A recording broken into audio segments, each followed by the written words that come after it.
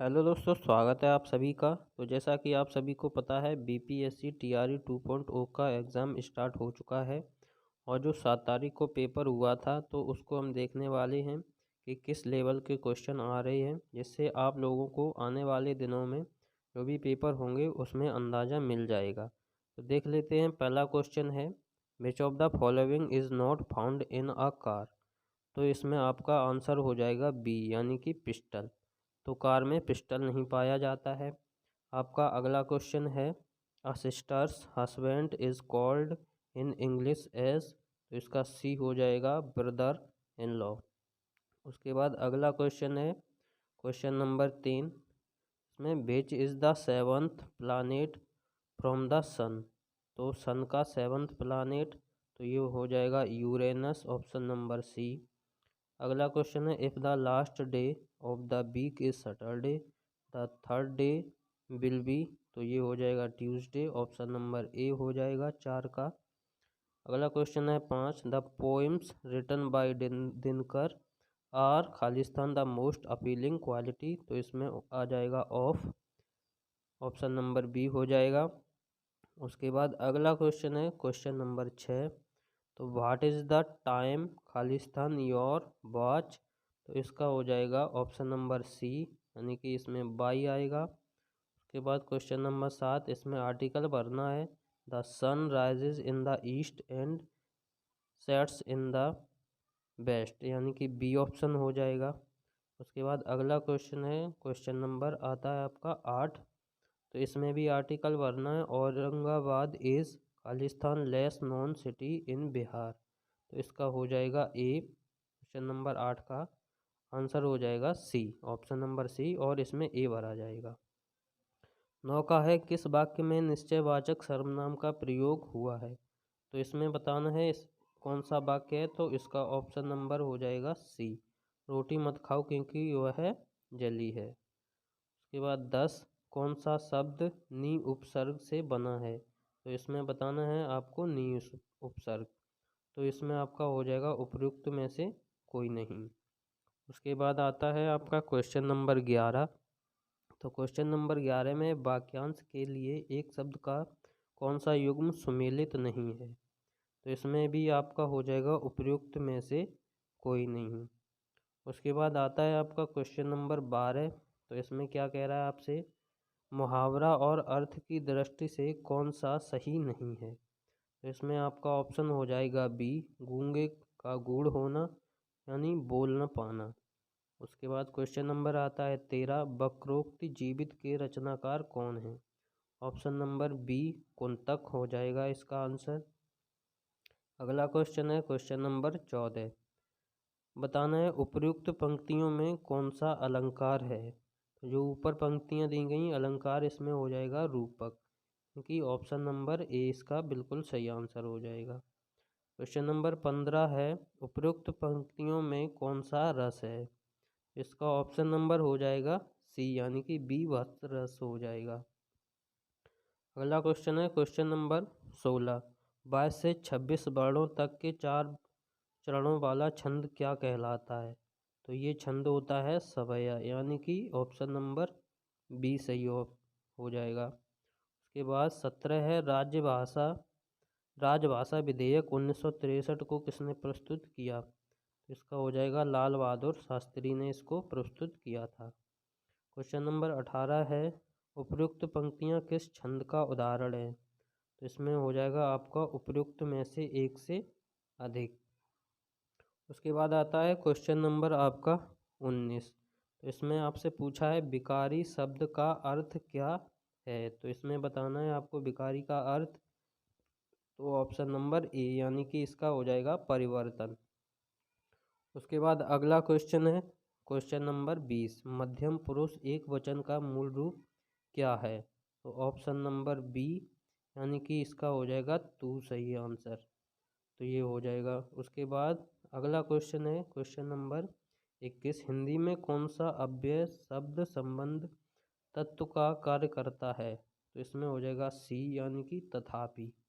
तो 21 का option number C बिल्कुल सही आंसर हो जाएगा। अगला क्वेश्चन है क्वेश्चन नंबर 22, तीन का विकास किस संस्कृत शब्द से हुआ है? तो त्रीण से बना है 3, आपका ऑप्शन नंबर सी हो जाएगा इसका बिल्कुल सही आंसर। उसके बाद आता है 23, सुहावना कौन सा प्रत्यय है? यानी कि सुहावना में आपको बताना है प्रत्यय, तो उपर्युक्त में से कोई नहीं इसका हो जाएगा। उसके बाद आता है आपका क्वेश्चन नंबर 24। ठीक है, जब शब्दों का अर्थ सीमित एवं संकुचित क्षेत्र से निकलकर अधिक विस्तृत हो जाता है तो उसे क्या कहते हैं? अर्थापकर्ष कहते हैं, यानी कि ऑप्शन नंबर बी सही हो जाएगा इसका। उसके बाद अगला क्वेश्चन है 25, बादल खूब गरजे किंतु वर्षा नहीं हुई, कौन सा वाक्य है? ये संयुक्त हो जाएगा, ऑप्शन नंबर 25 का ए सही हो जाएगा बिल्कुल। अगला क्वेश्चन है 26, तो इसमें क्या है? अनिल हंसता है कौन सी क्रिया है? तो इसमें हो जाएगा अकर्मक क्रिया, यानी कि ऑप्शन नंबर 26 का बी हो जाएगा। उसके बाद अगला है 27, ब्राह्मी लिपि की उत्पत्ति कहाँ हुई है? तो इसमें है आपका डी, उपर्युक्त में से एक से अधिक, पाकिस्तान, एशिया और भारत। उसके बाद आता है आपका 28, आधुनिक भारतीय आर्य भाषाओं का मूल स्रोत, तो इसका ऑप्शन नंबर ए यानी कि वैदिक संस्कृत हो जाएगा। उसके बाद अगला क्वेश्चन है क्वेश्चन नंबर 29 का है, कौन सी ध्वनि युग्मक ध्वनि? तो इसमें बतानी है आपको युग्मक ध्वनि कौन सी है, तो इसका हो जाएगा सी यानी कि दिक्कत। उसके बाद आता है 30, तो 30 में हो जाएगा तथैव का संधि विच्छेद, तो इसका हो जाएगा तथाधन एव। तो यहाँ तक आपका जो क्वालिफाइंग नेचर का पेपर होता है वो ख़त्म होता है। अब स्टार्ट होगा आपका जनरल का, यानी कि पार्ट 2। तो इसमें कैसे क्वेश्चन बनता है? फीफा महिला विश्व कप 2023 फुटबॉल फाइनल किस टीम ने जीता? तो इसका ऑप्शन हो जाएगा बी, यानी कि स्पेन ने इसको फाइनल को जीत लिया है। तो जनरल स्टडी वाला अगला क्वेश्चन आएगा आपका 32, यानी कि क्वेश्चन नंबर 32। तो इसमें लिखा हुआ है द एक्सोर्सिस्ट सर्वश्रेष्ठ पिक्चर ऑस्कर के लिए नामांकित होने वाली पहली डरावनी फिल्म है जिसके निर्देशक विलियम फ्राइडकिन का हाल ही में 87 वर्ष की आयु में निधन हो गया। यह फिल्म इसी नाम से लिखे गए किसके उपन्यासकार पर आधारित? तो इसका हो जाएगा सी, विलियम पीटर ब्लाटी। अगला है 33, केरल के पूर्व सीएम ओमन चांडी जिनका हाल ही में निधन हो गया, लगभग 53 वर्षों तक लगातार केरल के किस निर्वाचन क्षेत्र से विधायक बने रहे? तो इसमें हो जाएगा आपका उपर्युक्त में से कोई नहीं। उसके बाद आता है आपका 34, महिलाओं की स्थिति पर संयुक्त राष्ट्र आयोग द्वारा किस देश को निष्कासित किया गया था? तो इसका ऑप्शन नंबर सी यानी कि ईरान हो जाएगा। उसके बाद आता है अगला क्वेश्चन, अगला है आपका 35, ईरान में हिजाब पुलिस हिरासत के दौरान किस महिला की मौत हो गई? तो यहाँ से हो जाएगा महसा अमीनी। उसके बाद अगला क्वेश्चन है क्वेश्चन नंबर 36, यानी कि 36वां क्वेश्चन, क्षयरोग मुक्त भारत अभियान के राष्ट्रीय राजदूत और निक्षय मित्र का नाम क्या है? तो इसका हो जाएगा दीपा मलिक। तो यहाँ से आप लोग देख पा रहे होंगे करंट अफेयर से बिल्कुल बहुत ज़्यादा क्वेश्चन बन रहे हैं। उसके बाद अगला क्वेश्चन है 37, H1 गगनयान मानव मिशन के कितने दिनों के लिए कितने अंतरिक्ष यात्रियों को भेजा जाता है? इसमें आपका सही है उपर्युक्त में से कोई नहीं। उसके बाद अगला क्वेश्चन है क्वेश्चन नंबर 38, तो इसमें है मुख्यमंत्री के स्टालिन ने कहाँ महाकवि सुब्रमण्यम भरथियार की प्रतिमा का अनावरण किया है? तो इसका ऑप्शन हो जाएगा वाराणसी, यानी कि ए, बनारस इसका सही आंसर हो जाएगा। अगला क्वेश्चन है 38 के बाद 39 क्वेश्चन, तो इसमें निम्नलिखित देशों में से किसकी भारत के साथ सबसे अधिक लंबी सीमा है? तो ये हो जाएगा आपका ऑप्शन नंबर बी, यानी कि बांग्लादेश के साथ सबसे लंबी सीमा हो जाएगी। अगला क्वेश्चन है 40, निम्नलिखित नगरों में से कौन सा नगर कर्क रेखा के उत्तर में अवस्थित है? तो इसका ऑप्शन नंबर हो जाएगा सी, आइजोल, यानी कि कर्क रेखा के उत्तर में स्थित जो नगर है उसका नाम है आइजोल।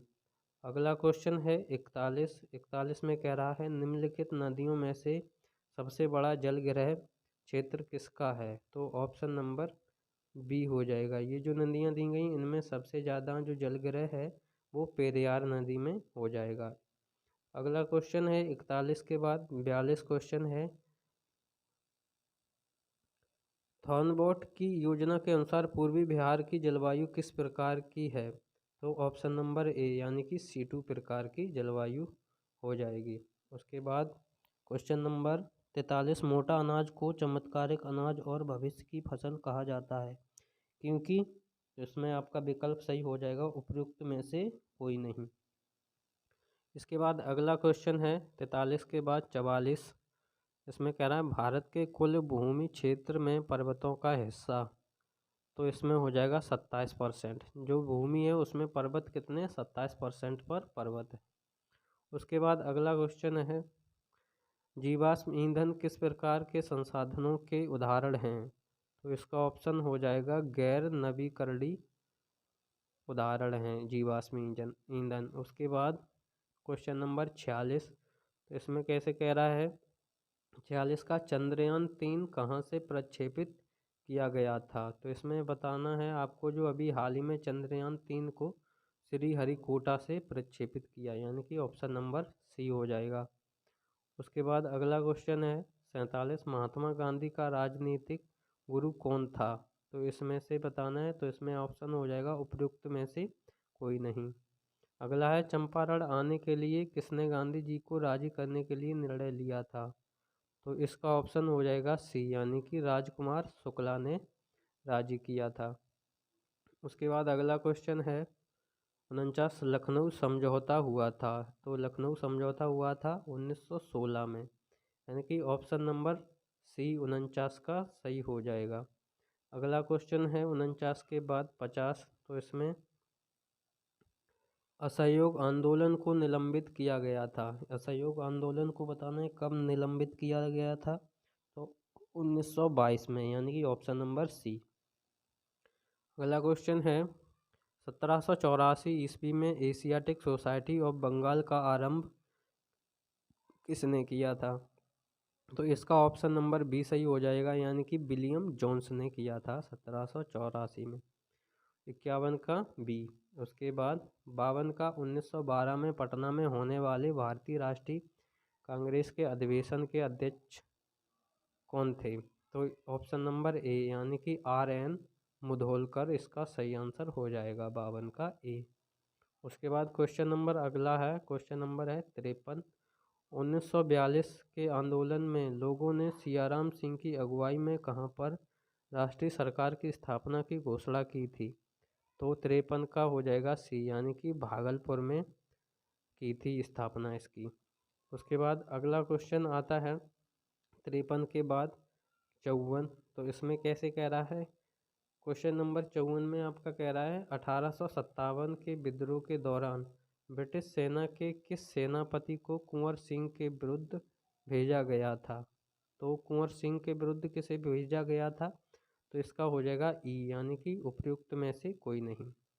उसके बाद अगला क्वेश्चन है 55, 8,000 पर 2 वर्ष और 4 महीने के लिए 15% प्रतिवर्ष की दर से चक्रवृद्धि ब्याज जो वार्षिक रूप से संयोजित होता है क्या होगा?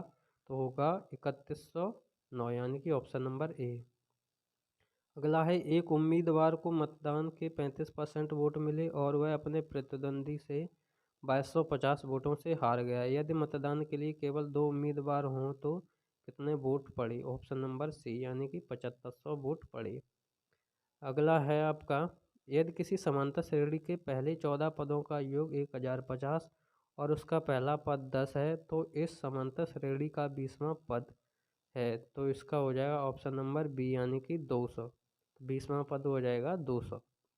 अगला है आपका 58 क्वेश्चन, 10,000 मूल्य के गैजेट का मूल्य प्रति वर्ष 10% की दर से घट रहा है। कितने वर्षों में इसका मूल्य घटकर 6561 हो जाएगा? तो हो जाएगा 4 वर्षों में, यानी ऑप्शन नंबर बी। अगला क्वेश्चन है यदि 2 पुरुष और 3 महिलाएं एक काम को 8 दिनों में तथा 3 पुरुष और 2 महिलाएं 7 दिनों में कर सकते हैं तो 5 पुरुष और 4 महिलाएं एक साथ करके कितने दिनों में काम को पूरा कर सकते हैं। तो इसका ऑप्शन हो जाएगा ऑप्शन नंबर सी, यानी कि 4 दिन में वो काम को पूरा कर सकते हैं। इसके बाद अगला क्वेश्चन है 59 के बाद 60। यदि एक समांतर श्रेणी का 17वां पद उसके 10वें पद से 7 अधिक है तो उस समांतर श्रेणी का सार्वंतर क्या होगा? तो इसका ऑप्शन नंबर सी, यानी कि उसका होगा 1, सही। उसके बाद 60 के बाद आता है अगला क्वेश्चन 61। तो दो ट्रेनों की गति के बीच का अनुपात 7:8 है। यदि दूसरी ट्रेन 4 घंटे में 400 किलोमीटर चलती है तो पहली ट्रेन की गति क्या होगी? तो आपको बतानी है पहली ट्रेन की गति। ऑप्शन नंबर सी है आपका 87.5 किलोमीटर प्रति घंटा। अगला है वह सबसे बड़ी संख्या जिसे 1657 और 2037 से भाग देने पर क्रमशः 6 और 5 शेष बचते हैं तो कौन सी होगी? तो होगा ऑप्शन नंबर बी 127। उसके बाद अगला क्वेश्चन है 62 के बाद 63। मृत जीवों के अपघटक हैं तो इसमें हो जाएगा उपयुक्त में से एक से अधिक, यानी कि वायरस, कवक और जीवाणु सभी हो जाएंगे मृत जीवों के अपघटक। तो 63 का हो जाएगा आपका क्वेश्चन ऑप्शन नंबर डी। उसके बाद अगला है 64। इसमें विद्युत चुंबक का कोर बनाने के लिए सामान्यतः उपयोग की जाने वाली सामग्री है तो ऑप्शन नंबर ए, यानी कि नरम लोहा। तो विद्युत चुंबक का कोर बनाने के लिए नरम लोहे का प्रयोग किया जाता है। उसके बाद अगला क्वेश्चन है क्वेश्चन नंबर 65। ऑर्निथोलॉजी किसका अध्ययन है? तो ये हो जाएगा पक्षियों का अध्ययन, यानी ऑप्शन नंबर बी। अगला क्वेश्चन है इसरो द्वारा चंद्रयान 3 को प्रक्षेपित किए जाने का दिनांक बताना है आपको। तो जुलाई 14, 2023, यानी ऑप्शन नंबर सी हो जाएगा। उसके बाद 67 है पौधों की जड़ों में मृदा से जल प्रवेश का कारक है तो केशुकात के द्वारा जो जाता है, यानी ऑप्शन नंबर सी हो जाएगा। उसके बाद 67 के बाद है 68। पानी में घुलने पर उसे कठोर बनाने वाला यौगिक है तो CaCO3, यानी कि ऑप्शन नंबर इसका ए हो जाएगा 68 का बिल्कुल सही। उसके बाद 68 के बाद आता है 69 क्वेश्चन नंबर। तो इसमें कह रहा है जल परागित पुष्पों में परागण होते हैं तो हल्के एवं चिकने, सूखे, चिपचिपे। इसका ऑप्शन हो जाएगा 69 का उपयुक्त में से एक से अधिक, यानी कि डी इसका बिल्कुल सही आंसर हो जाएगा। उसके बाद 69 के बाद 70। कौन सी ग्रंथि दोनों अंतःस्रावी एवं बाह्यस्रावी के रूप में कार्य करती है? तो अग्नाशय ग्रंथि जो होती है वो दोनों की तरह बिहेवियर करती है। तो उम्मीद है आपको यहाँ से पता लग गया होगा कि किस टाइप से क्वेश्चन बन रहा है। तो आने वाले दिनों में जिनका भी पेपर है उनके लिए ये सेशन बहुत ही यूज़फुल होने वाला है। वीडियो अच्छा लगा हो तो वीडियो को लाइक, शेयर और चैनल को सब्सक्राइब करें। जय हिंद, जय भारत।